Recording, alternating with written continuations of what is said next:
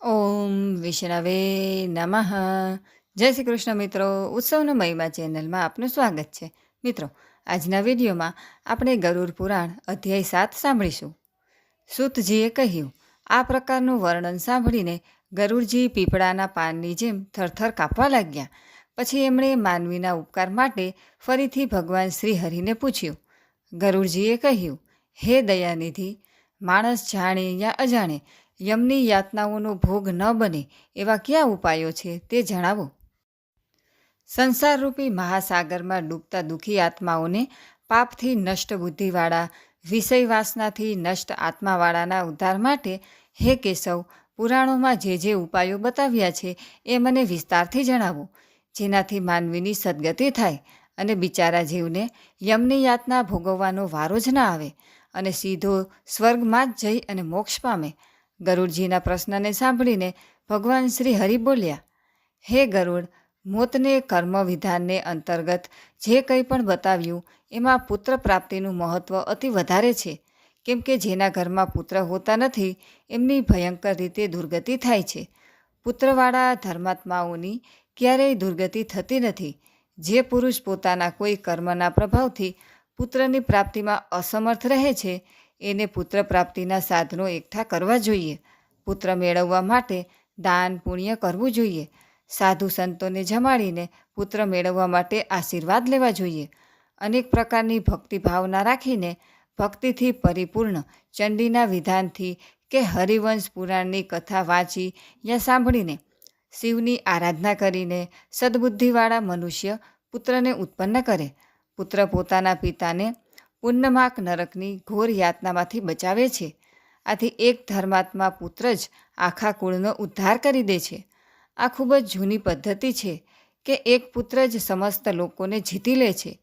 પુત્રનું મુખ જોઈને પિતા ફક્ત ઋણમાંથી મુક્ત થઈ જતા નથી, પરંતુ તે આ ક્રમથી પોતાના મુખ જોઈને અન્ય ઋણો, બલકે એ સત્ય છે કે પૌત્રનું મુખ જોઈને મનુષ્ય સ્વર્ગની પ્રાપ્તિ કરે છે અને યમરાજના અનેક બંધનોમાંથી મુક્ત થઈ જાય છે.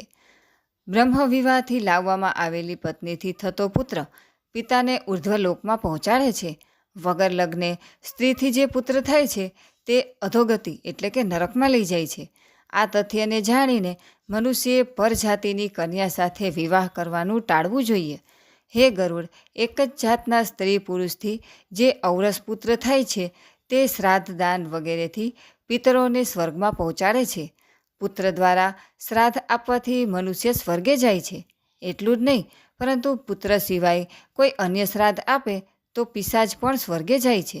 આ વાતને સિદ્ધ સમજાવવા માટે હું પારલૌકિક દાનના ઉત્તમ મહાત્મ્ય સૂચક આખ્યાન કહું છું, તે તમે સાંભળો. ત્રેતાયુગમાં સુંદર મહોદયપુરમાં મહાબળવાન અને ધર્મમાં નિષ્ઠાવાન બભ્રુ વાહન નામનો રાજા થઈ ગયો. વિધિવત યજ્ઞ કરતા, દાન આપવામાં દાનેશ્વરી, લક્ષ્મીવાન, બ્રાહ્મણોનો પરમ ભક્ત, સાધુના પ્રેમાળ અને ચરિત્ર, આચર તથા ગુણોથી યુક્ત હતો અને દયા તથા દાક્ષિણ્યથી યુક્ત ધર્મથી પોતાના ઔરસ પુત્રની સમાન પ્રજાનું પાલન કરતો હતો અને દંડ આપવા યોગ્ય અપરાધીઓને દંડ આપીને તે રાજા નિત્ય ક્ષત્રિયોના ધર્મમાં તત્પર રહેતો હતો. એક દિવસ આ બળવાન રાજા સેના સહિત શિકાર કરવા માટે ગયો અને અનેક પ્રકારના વૃક્ષોથી ઘેરાયેલા વનમાં પ્રવેશ કર્યો. તે વન હરણોથી ભરપૂર હતું અને અનેક પ્રકારના પંખીઓ મધુર કલરવ કરી રહ્યા હતા. ત્યાં અચાનક જ રાજાએ દૂરથી એક સુંદર મજાના હરણને જોયું. રાજાએ તરત જ ધનુષ પર બાણ ચડાવ્યું. જે બાણ અતિ તીક્ષ્ણ અને પુષ્ટ હતું. ધનુષની પણ 6 કાન સુધી ખેંચીને બાણને છોડ્યું.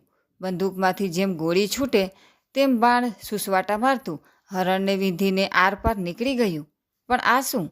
એ હરણ રાજાના બાણને લઈ અને અદૃશ્ય થઈ ગયું. એ હરણના ટપકેલા લોહીના ચિહ્નોના આધારે રાજાએ પીછો કર્યો અને પીછો કરતાં કરતાં રાજા એક અન્ય વનમાં પ્રવેશી ગયો. ભૂખ, તરસ, સુકાયેલો કંઠ, થાકથી અને અર્ધબેભાન જેવો થયેલો રાજા એક જળાશય પાસે પહોંચીને ઘોડા સમેત સ્નાન કર્યું.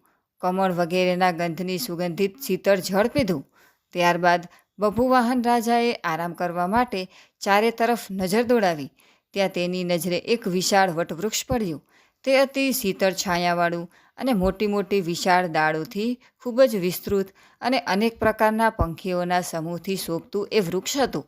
સૌથી ઊંચું અને મોટું હોવાને કારણે એ વૃક્ષ જંગલની ધજાની માફક જણાતું હતું.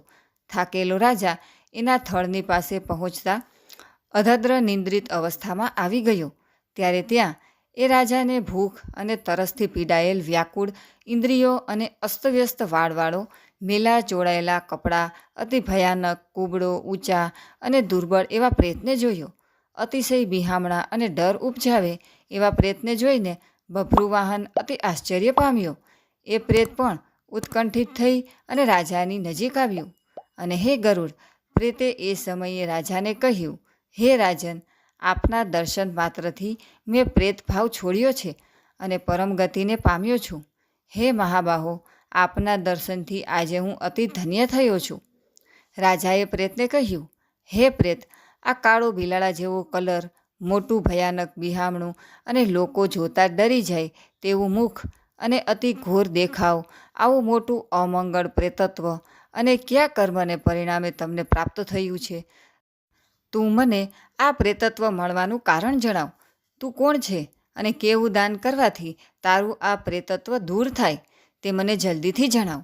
પ્રેતે તરત જવાબ આપતા કહ્યું, હે દયાળુ રાજા, હું તમને શરૂઆતથી અંત સુધી તમને સઘળું જણાવું છું. મારું પ્રેત બનવાનું કારણ જાણીને તમે મારા પર દયા કરવાને તરત જ તૈયાર થઈ જશો. સઘળી સંપત્તિઓથી ભરપૂર વૈદિશ નામનું એક મહાનગર છે, જે અનેક પ્રકારના જીનપાદો તથા રત્નોથી ભરપૂર છે, જ્યાં અનેક જાતના લોકો વસે છે. તેઓ ધન ધાન્યથી અતિ સમૃદ્ધ છે. અહીંના મકાનો, મહાલયો, મહેલો વગેરેની શોભા અતિ ન્યારી છે. વળી અનેક ધર્મોમાં ઊંડો રસ લેનારા ધર્માત્મા લોકોનો વસવાટ છે. હે રાજન, એ નગરમાં દેવોનું પૂજન કરતો હું રહેતો હતો. હે રાજન, હું વૈશ્ય જાતિનો છું. મારું નામ સુદેવ છે. હવનથી દેવતાઓને અને પિંડદાનથી પિતૃઓને સંતુષ્ટ કરતો હતો. અનેક પ્રકારના દાન આપીને મેં બ્રાહ્મણોને અતિ સંતુષ્ટ કર્યા હતા. આ સિવાય ગરીબ, આંધળા, પાંગડા વગેરેને અનેકવાર અનાજ આપીને સંતુષ્ટ કર્યા હતા. છતાં પણ હે રાજન, મારું આ સઘળું સુકર્મ દેવયોગથી નિષ્ફળ ગયું.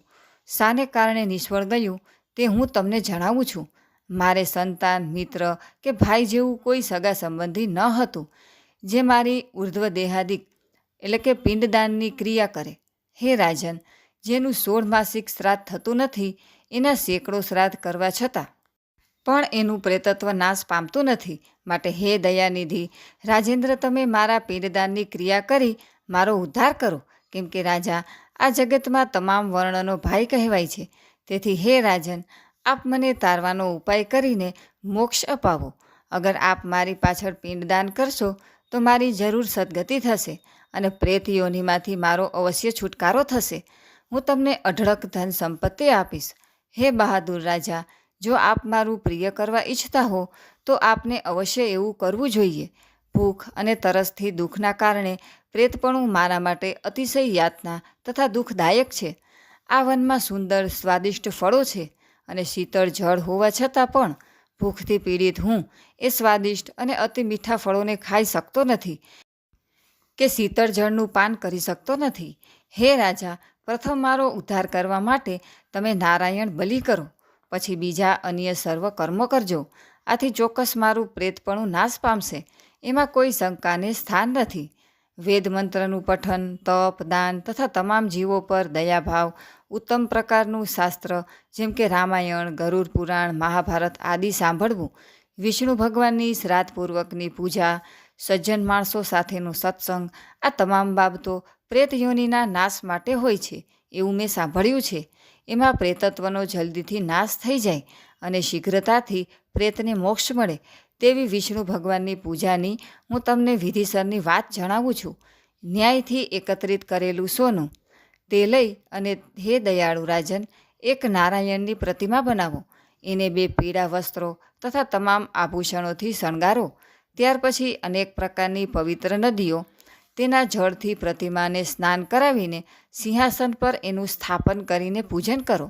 આ સુવર્ણમયી પ્રતિમાના પૂર્વ ભાગમાં શ્રીધર, દક્ષિણમાં મધુસૂદન, પશ્ચિમમાં વામનદેવ અને ઉત્તરમાં ગદાધાર અને મધ્યમાં બ્રહ્મા તથા મહેશ્વર વગેરે દેવોનું સ્થાપન કરીને એમનું ધૂપ દીપ ફૂલોથી વિધિસર અલગ અલગ પૂજન કરવું. ત્યારબાદ પ્રદક્ષિણા કરી અગ્નિમાં દેવતાઓને તૃપ્ત કરી ઘી દહીં અને દૂધથી તમામ સ્થાપિત કરેલ દેવોને તૃપ્ત કરવા. ત્યારબાદ સ્વસ્થ અંતઃકરણથી તૈયાર થઈ સ્નાન કરીને નારાયણની આગળ વિધિપૂર્વક ક્રિયાઓ કરવી.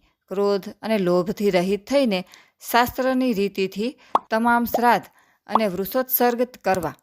એની પાછળ બ્રાહ્મણો માટે વાસણનું દાન કરવું. ત્યારબાદ શૈયા દાન કરીને પ્રેત માટે ઘટનું એટલે કે પાણી ભરેલા ઘડાનું દાન કરવું. રાજાએ વધારે જાણકારી મેળવવા પૂછ્યું, હે પ્રેત ઘટનું દાન કેવી રીતે કરવું? એની વિધિ કઈ છે? સઘળા જીવો પર દયા કરીને પ્રેતની મુક્તિ આપવાવાળા વરદાનની સંપૂર્ણ વિધિ મને જણાવ. આથી પ્રેતે કહ્યું, હે દયાળુ રાજન, આપ એકચિત્ત થઈને સાંભળો. આવા સુદૃઢ દાનથી પ્રેતપણું સમાપ્ત થઈ જશે અને તેને તરત જ પ્રેતયોનીમાંથી મુક્તિ મળી જશે. આ પ્રેતઘટ નામનું દાન તમામ અશુભોનો નાશ કરવાવાળું અને સકલ લોકોની દુર્ગતિનો ક્ષય કરનારું છે. તપાવેલા સોનાનો ઘડો બનાવી મહાદેવ, બ્રહ્મા, વિષ્ણુ, કેશવ અને લોકપાલો એટલે કે ઇન્દ્ર, યમ, વરુણ, કુબેર વગેરેનું મંત્રો વડે આવાહન કરીને આ ઘડામાં દૂધ અને ઘી ભરીને ભગવત ભક્તિથી બ્રાહ્મણને દાનમાં આપવો. આ દાન આપવાથી અન્ય કોઈ બીજા દાન આપવાની જરૂરત રહેતી નથી. આ ઘડાના મધ્યમાં બ્રહ્મા તથા શ્રીહરિ અને અવિનાશી ભોળા શંભુનું આવાહન અને પૂજા કરવી. પૂર્વ વગેરે દિશાઓમાં અને ઘડાના કાંઠલામાં ક્રમશઃ લોકપાલોનું પૂજન કરવું. હે રાજન, ધૂપ દીપ ફળ અને ચંદનથી વિધિપૂર્વક આ સઘળા દેવોનું પૂજન કરીને શ્રીહરિની પ્રાર્થના સ્તુતિ કરીને દૂધ અને ઘી સહિત સોનાના આ ઘડાનું યોગ્ય બ્રાહ્મણને દાન કરવું. મહાપાતકોનું નાશ કરનારું આ દાન સઘળા દાનોમાં સર્વશ્રેષ્ઠ છે. આથી હે રાજન, પ્રેતત્વ દૂર કરવા માટે મનુષ્યોએ આ દાન અવશ્ય કરવું જોઈએ.